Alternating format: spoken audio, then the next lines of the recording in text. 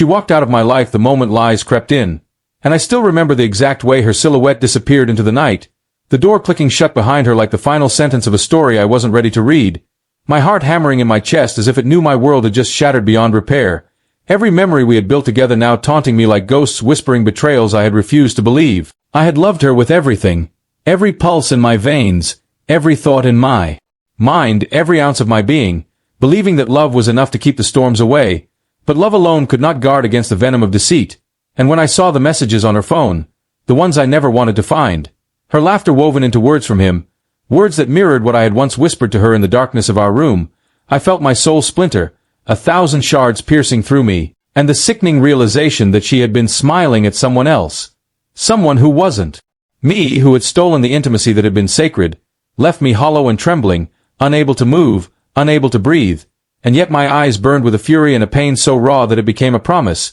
whispered to the emptiness of my room, to the night that had swallowed her presence, a vow that no one, would ever dare touch my wife again, not in this life, not in the next, not even if the world collapsed around us. I remember that night, pacing the apartment, every corner echoing with her laughter, every shadow taunting me, and I knew I couldn't confront her in anger, not yet, because anger could blind me, but silence, patience, observation, these would be my weapons, and so I became the shadow in her life, watching the subtle betrayals, tracing the hidden smiles, following the faint echoes of the footsteps she tried to hide, noting the stolen glances at him, the way her eyes lingered, the way her voice changed just slightly when she thought I wasn't listening, every moment, building a mosaic of proof that would crush her when revealed.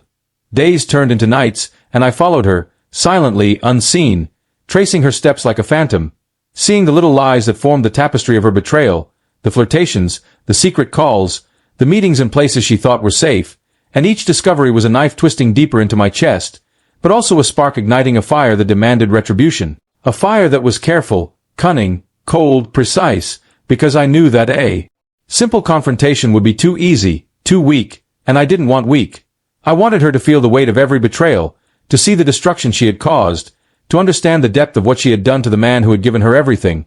I remember the night I prepared the trap, my hand steady for the first time in weeks, my mind sharp and ruthless, the plan forming like a storm that would break all illusions. And when she arrived, radiant and unsuspecting, expecting the comfort of our home, expecting perhaps a reconciliation or at least the usual familiarity, I greeted her with a smile that was cold and controlled, offering tea, words flowing as if nothing had happened. But every gesture, every breath was a calculated step in the unveiling of truth, and as she laughed at a joke sent by him moments ago, I laid out everything. The messages, the photos, the secret meetings, the lies that had been whispered into the night while I was blind with love. And I watched her face crumble, the carefully constructed walls of confidence she had built now reduced to rubble, the panic, the fear, the realization that she could no longer hide, no longer deny, and in that moment, as tears welled in her eyes and the laughter that had once been mine now seemed stolen beyond return, I whispered with a voice that carried every ounce of pain, every shard of heartbreak, every drop of betrayal.